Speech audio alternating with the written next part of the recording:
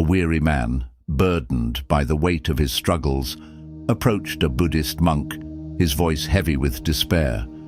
His eyes reflected the sorrow of countless sleepless nights, the burden of an existence that seemed to offer no solace. With a trembling voice he spoke, "I am lost. No matter how hard I try, I cannot keep my wife, my children, or my family happy. Even for myself, I find no peace. My days are filled with suffering, and sometimes I wonder if it is even worth continuing. Life has become unbearable, and even securing 2 meals a day feels like an endless battle. Please tell me, how does one survive such times? How does one keep going when every step forward feels like sinking deeper into despair?" The Buddhist monk, his face serene as still water, listened with quiet patience. When the man had finished, the monk smiled gently and said, "There is something you must do." He raised his hand and pointed towards a distant hill.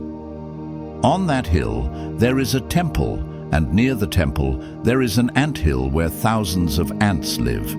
It may seem strange, but these ants affect the temple grounds, preventing anything from growing there.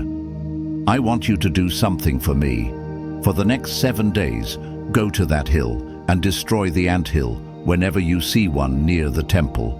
But there is one rule: while destroying their home, ensure that no ant is harmed." The man furrowed his brows, confused by the unusual request. He had come seeking wisdom, a way to escape his suffering, yet the monk was asking him to destroy an anthill. He hesitated, but, unwilling to question the monk's guidance, agreed to carry out the task. As he walked away, doubts crept into his mind. Why should I harm these ants? What lesson could possibly come from this? Yet something within him urged him to follow through. The next morning, he climbed the hill and found the anthill near the temple, just as the monk had said. The tiny creatures were hard at work, gathering food, moving in perfect lines, tirelessly carrying grains back to their home. Watching them, the man felt an unexpected pang of guilt. These ants are working so hard, he thought. They are simply trying to survive, just like me. Who am I to take their home away? Yet, remembering the monk's words, he set aside his hesitation and began to break down the anthill. Immediately, chaos erupted. The ants, confused and desperate, scattered in all directions, their carefully constructed order collapsing in an instant. Some ran frantically, others clung to the grains they had worked so hard to collect, unwilling to let go despite the destruction. When the anthill was completely destroyed, the man stood in silence, watching as the ants disappeared into the soil, seeking shelter. That night, as he lay in bed, a deep sadness settled over him. He had followed the monk's instructions, but it did not feel right. The ants had done nothing wrong, and yet he had torn apart their home. Why did the monk ask me to do this? He wondered. Was there truly a lesson in this, or was I simply destroying something innocent? Despite his doubts, he returned to the hill the next morning. When he reached the spot where the anthill had been, he was stunned. Overnight, the ants had rebuilt their home in the exact same place. Not only had they restored what was lost, but they were already back to gathering food, moving with the same unwavering determination. The man shook his head in disbelief. How foolish these ants must be, he thought. Why would they rebuild in the same place, knowing I will destroy it again? But he had committed to the task. And so, once again, he began breaking down the anthill. The same chaos unfolded. The ants fled in panic, their work reduced to dust in moments. This time, determined to ensure they wouldn't rebuild, the man poured cold water over the ruins, believing he had finally put an end to their efforts. Yet that night, his heart was heavier than before. He felt no satisfaction in completing the task, only unease. Why am I doing this? He questioned. What kind of lesson could be hidden in such destruction? He considered abandoning the task, but something within him urged him to continue.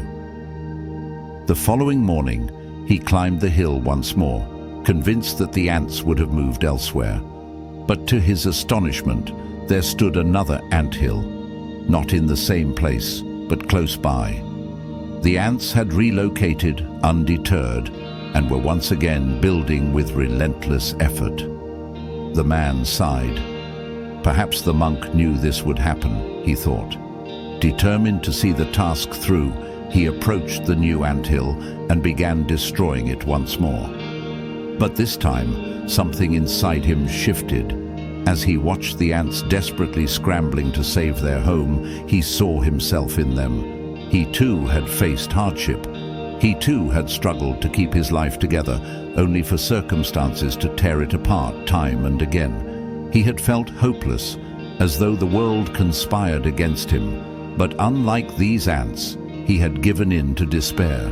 The realization struck him with such force that he froze mid-action. The ants never stopped. No matter how many times their home was destroyed, they rebuilt. No matter how many obstacles they faced, they continued working. They did not question their misfortune, nor did they dwell on what was lost. They simply moved forward. That night, the man could not sleep. His mind was filled with thoughts of the ants. He had come to destroy, yet he had found something he did not expect. A lesson in resilience. The next morning he returned to the hill, but this time he did not come to destroy. Instead, he brought flour from his home and sprinkled it near the ants, offering them nourishment.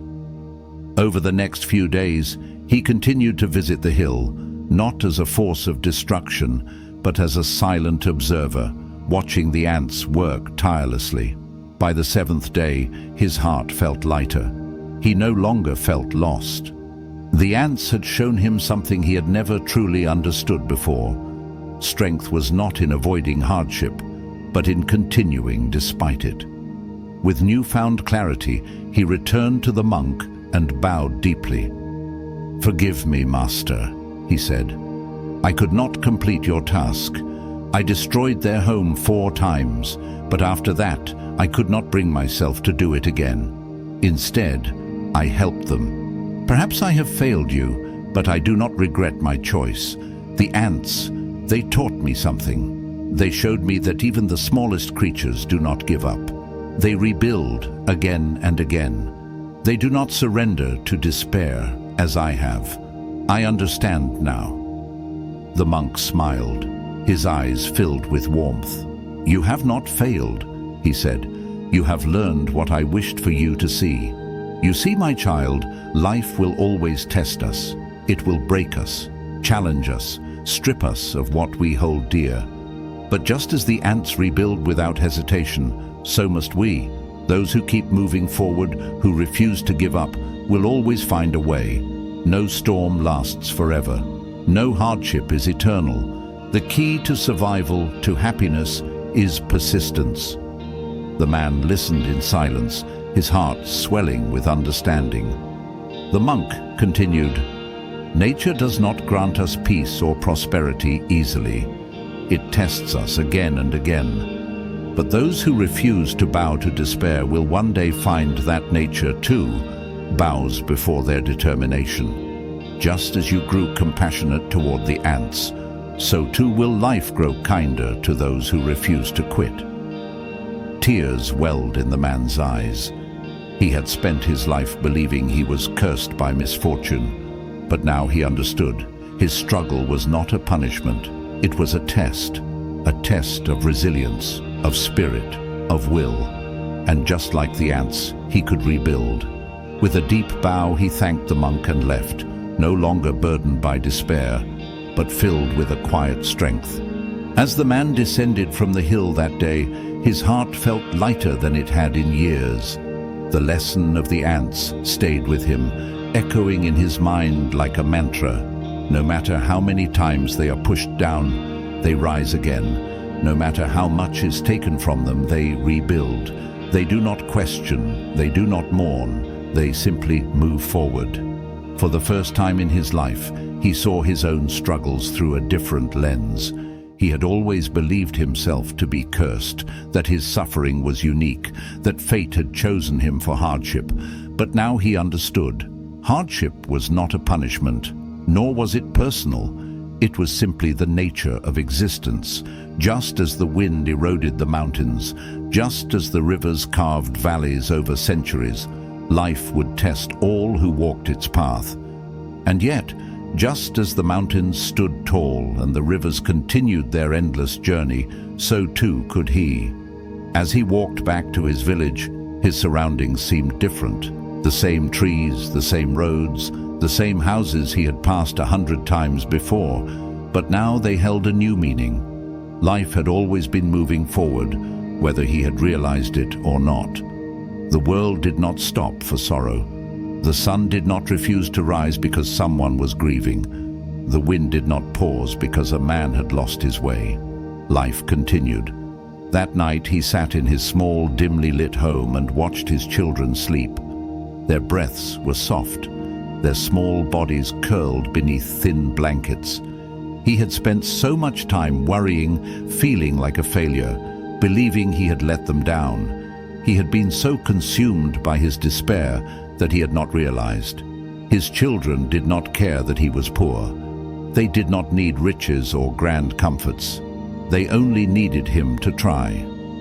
The next morning, he did something he had not done in a long time. He woke up with a purpose. Instead of lamenting his circumstances, he asked himself a new question. What can I do today to build? He had spent too long mourning what was lost.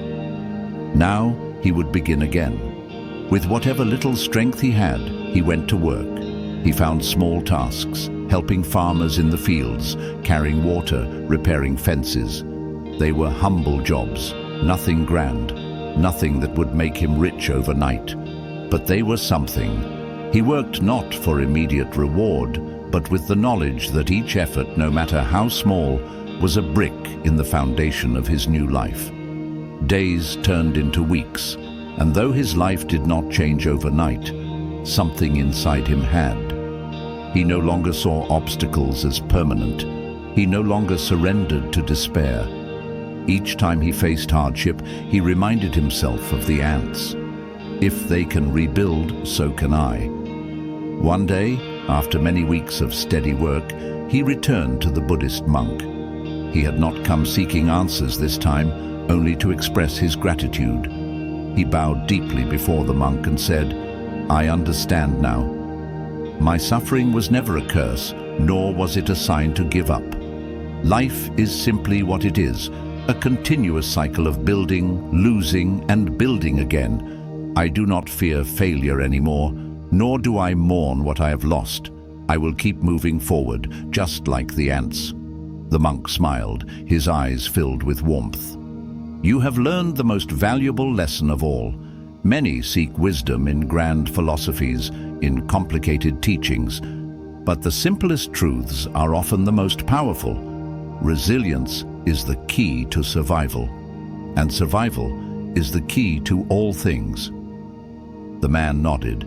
He had once believed happiness was something that had to be given to him by life. Now he understood it was something he had to create, and for the first time he felt free. The man left the Buddhist monk's hut with a newfound sense of purpose, his heart carrying the wisdom he had learned. The lesson of the ants had settled deep within him, transforming the way he saw the world. Before, he had believed that life was unfair, that he was destined to suffer while others prospered. But now he understood hardship was not a punishment, nor was it something to be feared. It was simply a part of existence, a test of resilience. As he walked back to his village, he felt an unfamiliar lightness in his steps. The burden that had once weighed so heavily on him had begun to lift. He no longer saw himself as a victim of fate. Instead, he saw himself as a man capable of rebuilding, just like the ants. That evening, when he returned home, his wife noticed the change in him immediately. She had grown accustomed to his slouched shoulders, his tired eyes, and the constant air of hopelessness that surrounded him. But tonight, he stood taller.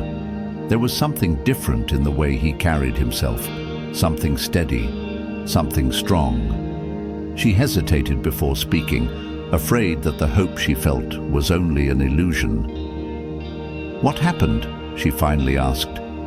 "You seem different." The man smiled, a rare sight that had become almost forgotten in their household. "I learned something today," he said. "Something that I should have understood a long time ago." His wife looked at him, waiting for him to explain, but he simply sat down with their children, laughing as he played with them. The weight of his worries was still there, but it no longer crushed him. For the first time in a long while, he allowed himself to be present, to enjoy what he had, rather than mourn what he lacked. The next morning, as the sun rose over the village, the man set out to find work. He no longer waited for luck to change or for someone to rescue him from his troubles. He took action.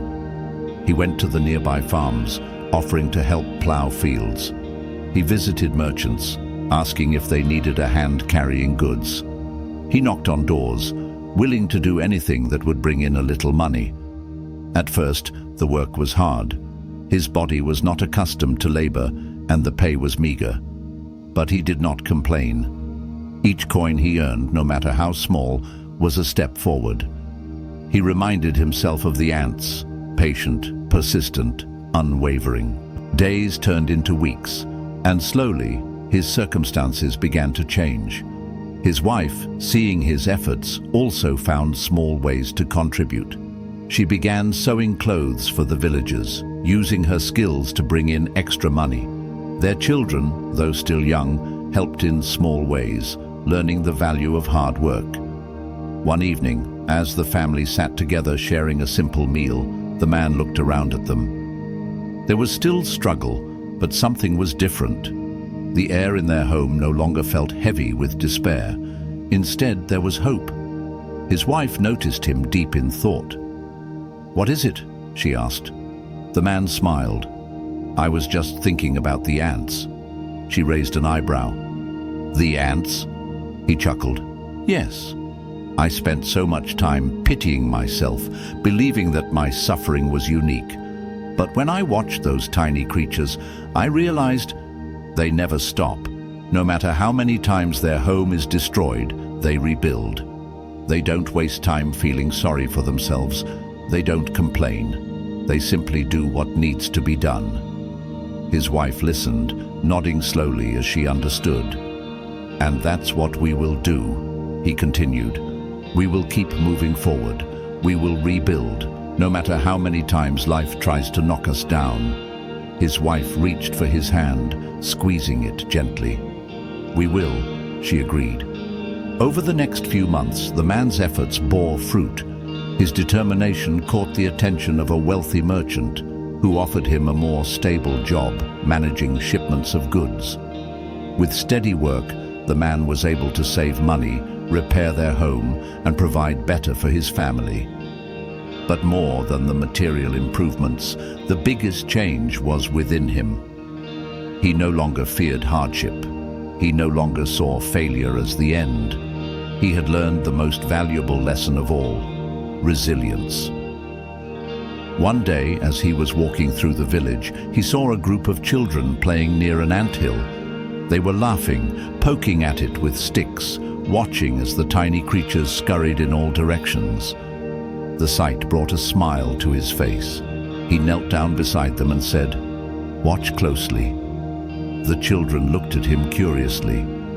"Come back tomorrow," he said. "You will see something amazing." The next day, just as he expected, the children returned to find the ants had rebuilt their home. Their eyes widened with wonder. "How did they do that so fast?" one child asked. The man chuckled. "Because they never give up," he said. "No matter what happens, they just keep going. And that is the secret to life."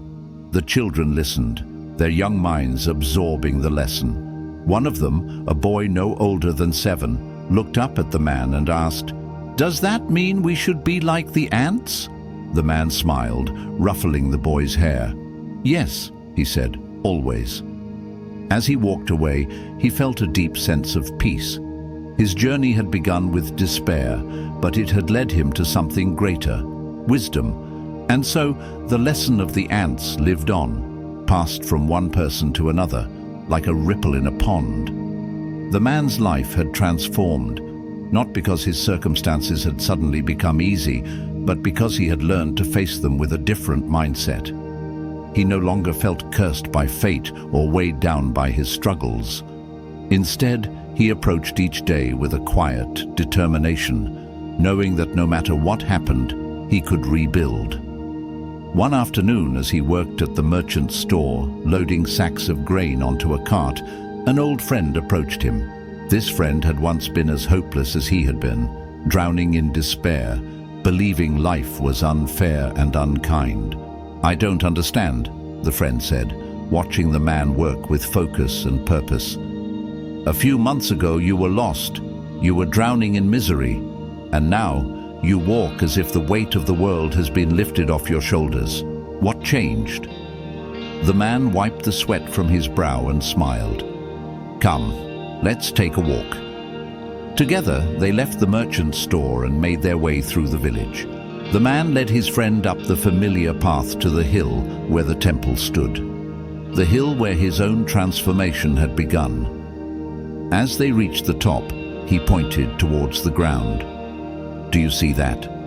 His friend squinted, trying to make sense of what he was looking at. "An ant hill." The man nodded. "Yes, but do you know how many times I destroyed that ant hill?" His friend looked at him in surprise. "You destroyed it?" The man chuckled softly. "Yes, and not just once, again and again for days." His friend frowned, puzzled by his words. "Why? What did the ants ever do to you?"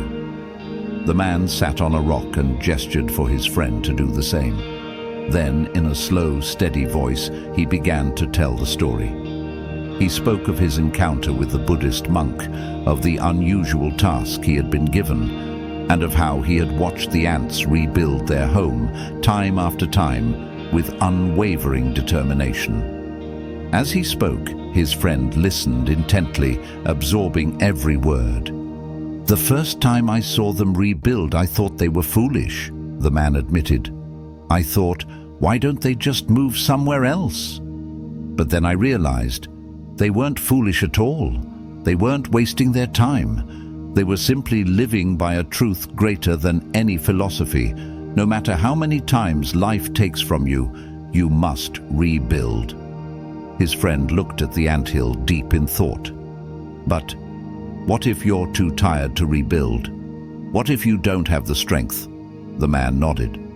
I asked myself the same thing, and then I realized, strength doesn't come before you act. It comes because you act. The ants didn't sit around waiting to feel strong before they started again. They simply started, and the strength came from the doing.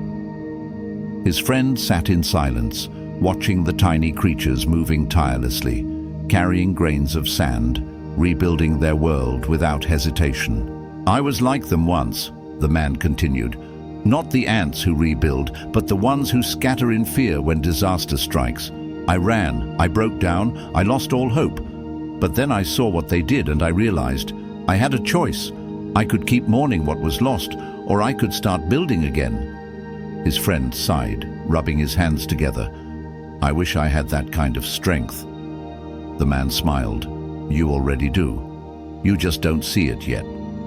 They sat there for a while, watching the ants work, until the friend finally stood. His eyes held a new spark, a quiet determination that had not been there before. "Thank you," he said. "I think I understand now." The man nodded. "Good. Now go build." And with that, his friend left, carrying with him a lesson that would change his life, just as it had changed the man's. Back in the village, the man continued his work, not just for his family, but for those around him. He had once believed that happiness was something he had to receive. Now he understood that happiness was something he had to give. He began helping others who were struggling. If someone needed food, he shared what little he had. If someone needed work, he found a way to help them earn. If someone was lost in despair, he told them the story of the ants. Slowly, the village itself began to change. The people who had once felt hopeless started to believe in themselves again. The man's transformation had created a ripple effect, touching the lives of those who had once shared his despair. One day, an elderly woman approached him, her eyes filled with gratitude. "You have changed, my son," she said. "Once you were a man weighed down by sorrow, but now you bring light to others." The man bowed his head respectfully. "It was not I who changed," he said. "It was the ants who taught me how to live." The old woman smiled.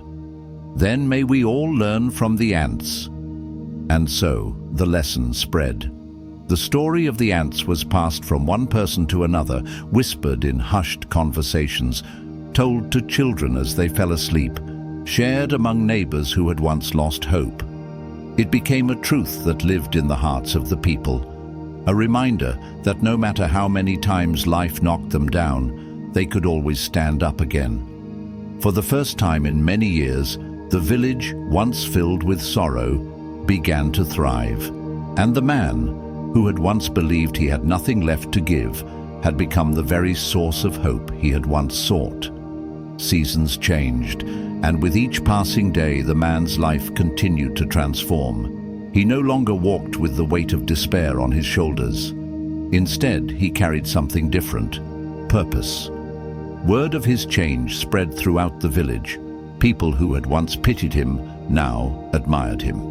They saw how he worked tirelessly, how he faced each hardship without complaint, and how he had become a source of strength for those who had none. One evening, as he sat by the river watching the sun dip below the horizon, the Buddhist monk approached him. "I hear you have been teaching the wisdom of the ants," the monk said with a gentle smile. The man looked up, surprised. "I only share what I have learned," he said humbly. The monk sat beside him, the sound of the flowing river filling the silence between them. "And what have you learned?" The man took a deep breath before answering. "That hardship is not meant to break us, it is meant to test us. That suffering is not a punishment, it is an opportunity to grow. That every time life tears something away from us, we are given a choice: to mourn what is lost or to build again." The monk nodded, his expression unreadable. "And have you found peace?" The man thought for a moment. "Peace does not mean an absence of struggle," he said. "It means understanding that struggle is a part of life. And once you stop resisting it, once you accept it as part of the journey, it loses its power over you." The monk smiled. "You have understood well." For a long while they sat in silence, watching the river flow, its waters endlessly moving forward, never turning back. After some time, the monk spoke again. "There is something else you must understand." The man turned to him, listening intently. "You have learned to rebuild after loss," the monk said. "But now you must learn something even greater. You must teach others to do the same." The man frowned slightly. "But I already do. I share the story of the ants. I help those who are struggling." The monk shook his head. "It is not enough to give people hope.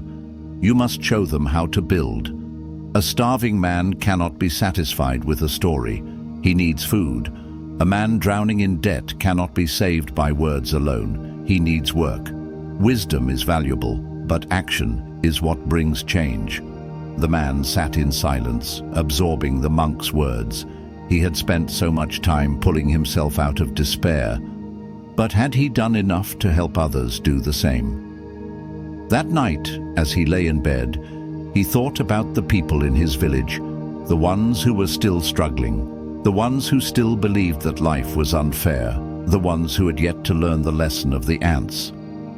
The next morning, he woke up with a new determination. He would not only tell people they could rebuild, he would help them do it. Over the next few weeks, the man devoted himself to more than just his own survival. He looked for ways to uplift those around him.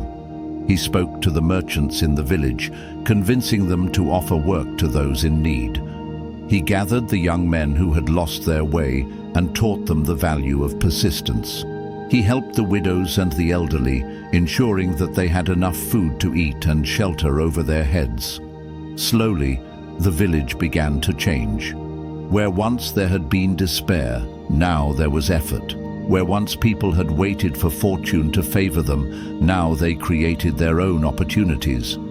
One day, as he was walking through the village, he saw a young boy struggling to carry a heavy sack of rice. Without hesitation, he bent down and lifted the sack onto his own shoulder. "Where are you taking this?" he asked. The boy pointed toward his home. "To my mother. She is sick and cannot work." The man nodded and walked with the boy, carrying the burden for him. When they arrived at the small hut, he saw a frail woman lying on a thin mattress, her face tired but kind. The man placed the sack of rice down gently. "Your son is strong," he said with a smile. "He is a good worker."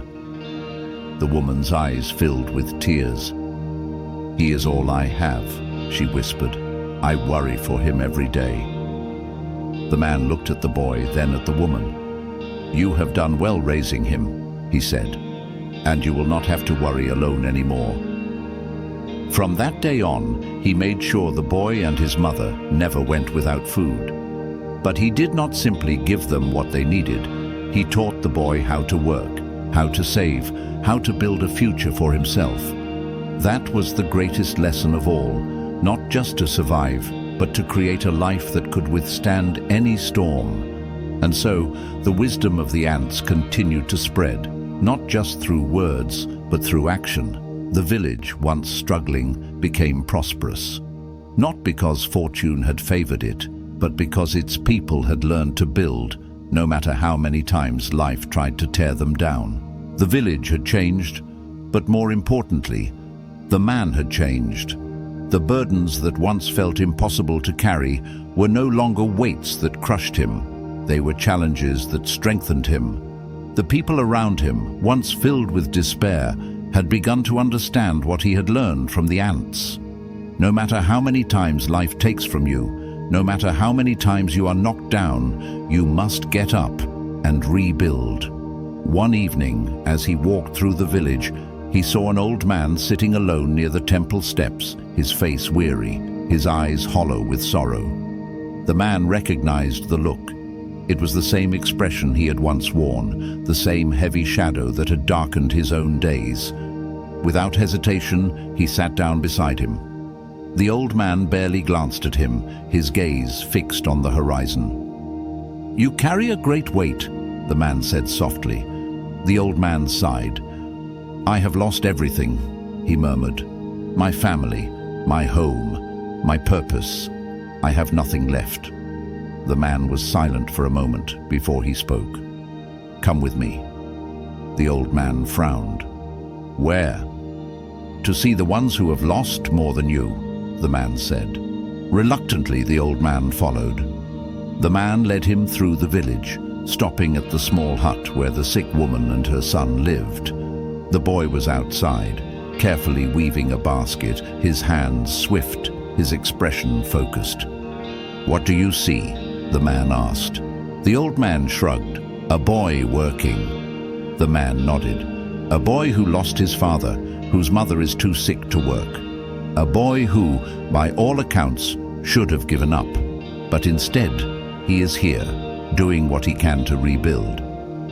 The old man watched, his expression unreadable.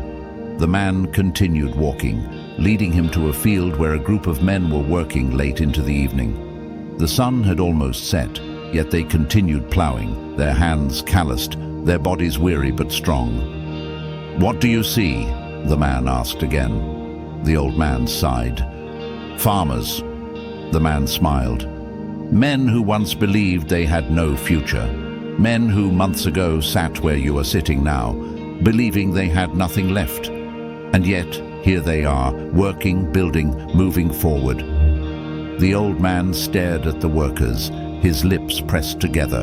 Finally, the man led him to the temple steps, where they sat once more. "You say you have lost everything," the man said.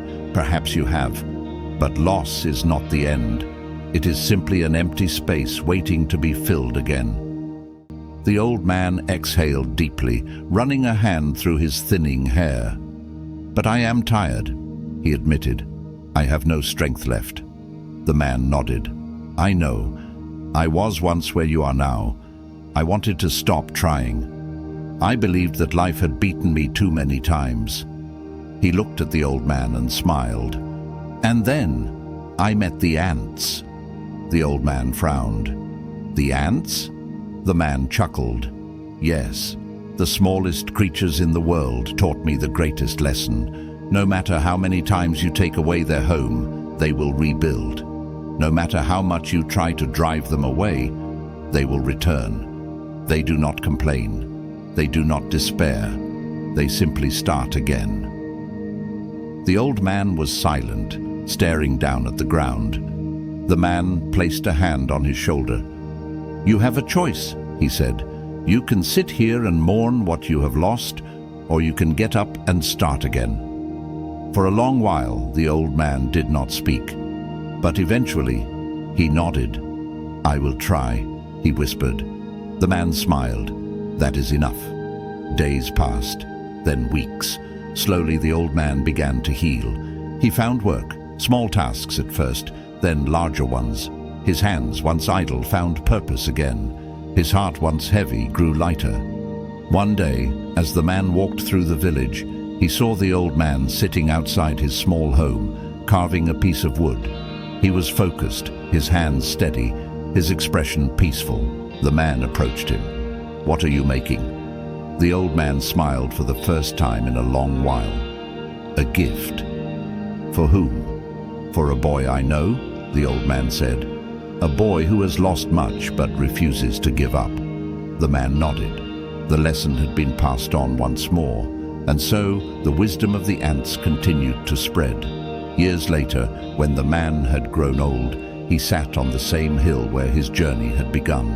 The temple stood before him, unchanged by time, and the earth around it was still alive with the movement of ants. A younger man, one of the many he had helped over the years, sat beside him. "Tell me," the young man asked, "do you ever regret anything?" The old man smiled. "Only that I did not learn the lesson of the ants sooner."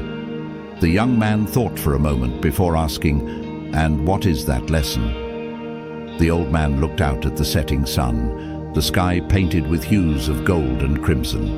That no matter what happens, no matter how many times life takes from you, no matter how many times you are knocked down, you must rebuild. You must rise again and again until the end of your days. The young man nodded, as if the words were settling deep into his soul. The old man chuckled. "And when you are old, you will sit here and tell another lost soul the same thing." The young man smiled. "I will." And with that, the wisdom of the ants continued its journey, passed from one heart to another, like a flame that could never be extinguished. For as long as people lived, for as long as they faced hardship, for as long as they questioned their place in the world, the lesson would remain. No matter how many times you are broken, no matter how much you lose, you must rise. You must rebuild. Again and again, just like the ants.